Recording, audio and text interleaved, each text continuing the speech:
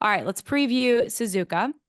Obviously, 3 races in at this point. 4 points separate the top 2 teams. 11 points separate the top 4 drivers. Last race presented a decent amount of drama, Laz. Obviously, Max had a DNF due to a brake issue. We know that Red Bull has been very strong in the past in Japan. Are you expecting Max to kind of go scorched earth here? And what are your expectations for him and Red Bull as a whole? Well, it does feel a bit like Japan last year, where the previous race, Red Bull had messed up and Carlos Sainz won, funnily enough, but it was in Singapore because, of course, the Japanese Grand Prix has moved from October to the spring this year.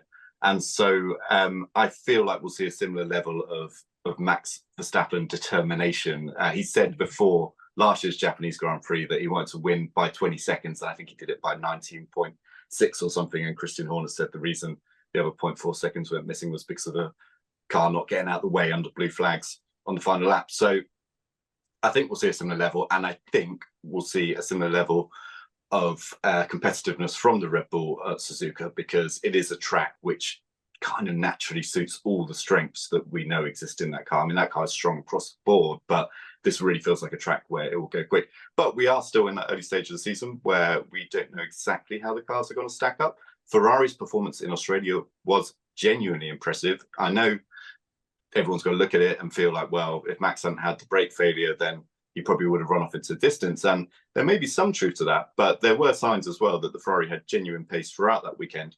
Maybe not enough quite to challenge Max Verstappen for victory, but certainly enough to get closer. And of course, if you look at what happened to Perez, got stuck further down the order, didn't really make the progress. And at the first 2 races, we've seen him finish second behind Max. So I feel like there's certain races where other teams are going to get closer, but I'm not sure Suzuka's going to be one of them. Okay, to that point, do you think Checo can be a factor here, Nate?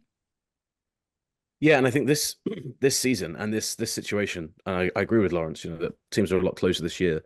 One of the things we talked about all of last season, wasn't it, was that it was kind of okay for Perez to be as off the boil and off form as he was, because really he didn't need to be in a position where, that there were wins that Red Bull were losing. There may well be situations where that's not the case this season. Everything we've seen from Checo this year has been that he's in a much better place. I think mentally, I get the impression that he's accepted the fact he's not going to win the championship now. I think that last year, I think he still came into the season thinking this car is the best car I'm ever going to drive. And quite naturally, he kind of thought, I can probably beat Max, especially the way he started the year. And that was quite a crushing blow for him, the way that it quickly fell apart and the fact that he was written off so quickly by everybody. I get the impression now that he's just got to a point where he's happy driving that car. He's happy racing. He knows Max is, he knows the team is built around Max, and it should be built around Max. I mean, Max is, the best driver in Formula One right now. And yeah, what we saw last year was when he had a few bad results, the form just completely went away. So I'm hopefully for him, Australia is not, not the beginning of that. Hopefully it's just an anomaly.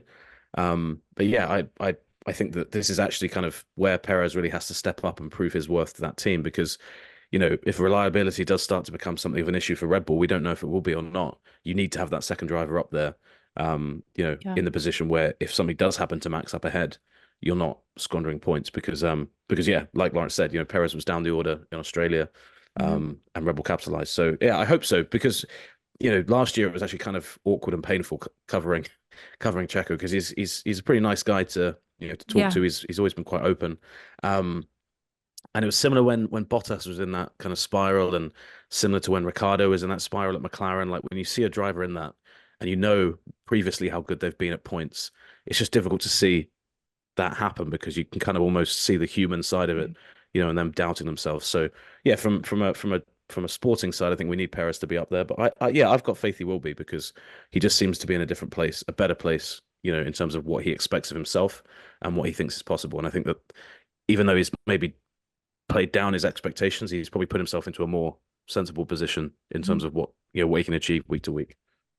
I found it interesting, after just 3 rounds, Verstappen has 51 points, which is the lowest amount of points for a championship leader since Lewis Hamilton in 2012, when he had 45 points.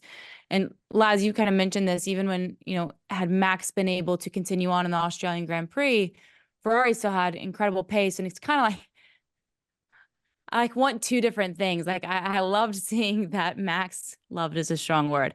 I enjoyed seeing Max to a degree struggle, because then obviously it paved the way for somebody else to win a Grand Prix, and seeing Carlos Sainz atop the podium was awesome. But at the same time, part of me is like, oh, I wish Max would have been able to continue and didn't have the brake issue, because I really would have loved to have seen if Ferrari had the pace for the full Grand Prix to be able to contend and fight Max. And I think that that speaks to just the incredible progress that Ferrari has made from a season ago. And I know we spent a lot of time talking about Carlos Sainz, and rightfully so. He's had a remarkable start to the season, but Charles Leclerc is just 4 points behind Max Verstappen. Like, how important is it for Charles' championship hopes to have another strong result here in Suzuka, Laz? Massively. I mean, I still feel like championship hopes for Ferrari are a pretty distant thing at this stage. It's, of course, you look at Max's situation and you think, well, he's only got 51 points or whatever it is from the first 3 races. But yeah, of course, 25 of those essentially just went missing in one go. So yeah, I think you have to kind of put a bit of a reality check on it. But the other thing we say about Ferrari is the performance has definitely improved. There's still a gap to Red Bull, but if you average it out compared to where it was at this stage last year, there's significant performance. They've almost halved that gap. And the gap was so big to start with that we're still not in the territory of where, personally, I think we can talk about them as championship contenders, but they have made progress. The other thing, which I think has gone a bit unnoticed, or perhaps because it's happened, you don't really talk about it, but a few years ago, if we had a Ferrari 1-2 in a race, you'd be like, right, where's the mistake coming? Where's the pit stop going to be, messed up? Where's the strategy going to go out the window? When's the unfortunate safety car going to come in? And of course, some of that is luck to an extent, but I think a lot of it operationally, they have got nailed down a lot better. And that really speaks to where the whole team is going. So, of course, you need the performance from the car. You can't do anything in Formula One if you haven't got a car that can genuinely compete with the lap times you need to win races. But there's so many other little factors, and it seems like quite a few of those Ferrari are starting to get into place. Again, we're only 3 races in. They could turn back to the battle days coming up. But I honestly don't think they will. I think they've actually made genuine progress there, and a lot of that I think you can't credit all of it directly to Fred Vasseur, but he's the guy overseeing it all, and I think he's put in place a structure and a better feeling within the team, a better culture maybe within the team than what was there before. And these things are very slow progress, but it's really encouraging to see that those things have started to change as well as the performance of the car. Because when we're looking at Ferrari's genuine chances of winning world championships, I'd like to think, by the end of this year, if they're winning fairly regularly, they could mount a challenge in 2025. But of course, 2026 is a key year for so many teams, because that's when we have regulation change, and Ferrari will look to make a big step at that stage. But all these other things have to be in place. So they have to be a super slick, operationally perfect F1 team, where when there is an issue for Red Bull, or when the Red Bull setup isn't quite in the right place, which was the case in Australia, they can put the pressure on. And you only really win those kind of races by putting pressure on the most dominant team. And I feel like Ferrari did that throughout the weekend. And I'm not saying that's why Max Verstappen had the brake issue, but yeah, the more pressure you put on, the more mistakes come from the very top teams. And we saw it with Mercedes as well during their period of dominance, that sometimes a team that's dominated for so long forget a little bit what it's like to be in a really tight battle at the front. So my hope is that, yeah, we do see the Ferrari on certain tracks, certain occasions, usually when the tyres are acting in a similar way to how they did in Australia. They may start to get into the fight and start to put Red Bull under a bit of pressure, because I don't mind seeing Max Verstappen win the championship, win races. I think he fully deserves all the successes coming his way. But I just like to see him push harder. I just like to see him have to prove exactly how much talent he has. And we know he can do that because we saw it in 2021 against Lewis Hamilton. But I want to see it again because it's so much more interesting. Lando secured his 14th podium in Australia, the most in F1 history without a race win. Nate Saunders. Katie George. This weekend finally be the day that he does it. Well, this will speak volumes to the point we were making earlier about teams have to be putting Red Bull under pressure. And I think that Laurence is absolutely right. This is a track where McLaren should be super strong. So everything has to be top level for Lando. We saw a few times last year, Qatar stood out, when he didn't get qualifying right. And I think he felt that he could have won, at the very least, the sprint, which Piastri won, but maybe even the race itself. if he put himself into a better position. I think in Abu Dhabi as well, he felt similar, that maybe, he wasn't saying he definitely would have won, but he felt that the win probably slipped away from him on Saturday. So yeah, I think there's no reason, after seeing what Sainz was able to do in Melbourne, I still think Max is overwhelming favorite going to most races, but you've just got to put yourself in that position. And I wrote at the start of the season, I did a thing on one reason to root for every driver this year. The biggest storyline hanging over Lando is that win currently. He's super, super talented. He's an absolute superstar in his own right already. And yeah, he hasn't won that race. And I think that, we all know how it is in any sport. The longer a drought like that goes on, whether it's your first race win, your first Super Bowl, your first Premier League title. I mean, Laurence and I, we're going to be watching England play at the European Championships this year. England's captain, Harry Kane, has never won a championship trophy, and it's all anybody talks about.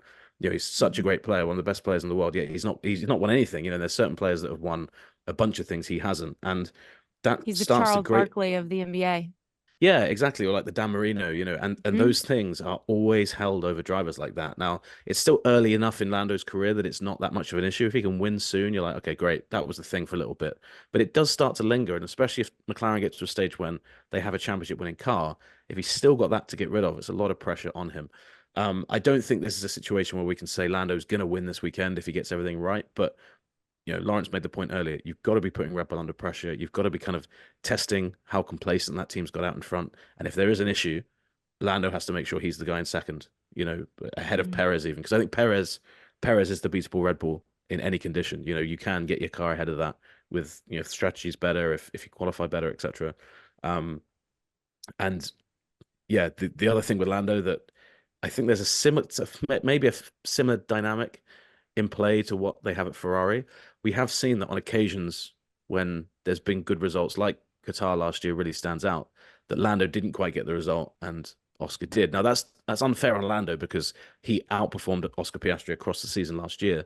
But what Lando doesn't want to start happening is when these opportunities present themselves, he has to make sure he's the guy, who's ready to capitalize on them. Pretty much every indication we have is that at the moment he's at a better level to Piastri, but I think Piastri's so quick and so is in his own right so good.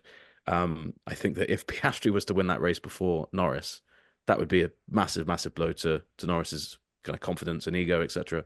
But yeah, he's definitely ready to win one. I just think expectations need to be kept in check for McLaren, because even though they're going to be strong this weekend, if Max stays in the race, it's difficult to see anybody challenging him in raw pace. I might be wrong. I hope I'm wrong, because we all like to see a close fight. But Norris is definitely a guy who should be coming into this weekend thinking second has to be the absolute, minimum expectation. And then if Max does have issues, or if Max is, the door does open to beat Max, you're right there. And I think anything less than that for Lando would be disappointing, because I think the car is quick enough to be on that podium for sure. Time for podium predictions. Now that you've picked grandmothers, you've got to pick 3 drivers to sit atop your podium in Suzuka. Laz currently leads with 5 points for correctly suggesting or picking Charles Leclerc to finish second in Australia. Katie is in second with 3 points, and Nate is a close third with 2 points. So I'm going to do a snake, or not even a snake. I'm just going to go from the bottom up. Nathaniel, you get to pick your top 3. So I'm going to say Max to win, and then Norris, Piastri. Okay, so was that a repeat of exactly what happened last year? Exactly the same. I was Lando Piastri, correct? Yeah, Lando Piastri. I was thinking about maybe putting McLaren in first, but I'm in a position where I can't be making those gambles. I've got to play it safe. I've lost ground early in the year. I've got to be boring. I've got to be vanilla. Only Laurence can get high on gambling. I'm trying to goad Laurence into. Don't try and tempt me into a bad. I'm trying to goad Laurence into saying that Max isn't going to win again. I'm trying to get him to make some obvious stumbles at this point. Okay, I'm going Max Verstappen, Carlos Sainz, followed by Lando Norris. Nice. I'm putting a Ferrari between your pick, Nate. All right, Laz, what say you? I'm going Max Verstappen. Mm-hmm. Boring, I know. Lando Norris, Charles Leclerc. Ooh. Nice. Again. Got poor Sergio Perez this weekend. No love. I think it's going to be a wet race, and you know, we talked about this last time, didn't we? How we should have more faith in Checo after the first two performances and finishing second at the first two races. But then in Australia, you know, kind of slipped back into old Checo. So I think this track, you know, you've got to be so super confident. It was the case last year that Checo was losing a huge amount of time in the first sector alone to Max Verstappen because he didn't have the confidence in the car. So I'm not 100% certain he's quite there yet, but it will be a really interesting way of gauging his performance this year to see, again, that for those first sector times, how far off he is from Max, whether he can get close. I think if he's close there, then maybe I'll start to add him to a few top 3 predictions later in the year. I just like to distinguish, when you say old Checo, do you mean like really good Checo, or when you say old Checo, you mean like that bumpy kind of middle part of last season? I mean the bumpy period of last year, and the new Checo being the fairly slick couple of results he got at the first 2 races. And I think in Australia, you know, clearly the Red Bull wasn't as competitive as it had been, but clearly it was still a very competitive car. I feel like he should have done better. Thanks so much for watching ESPN on YouTube. And for more sports highlights and analysis, be sure to download the ESPN app. And for premium content and live streaming, subscribe to ESPN Plus.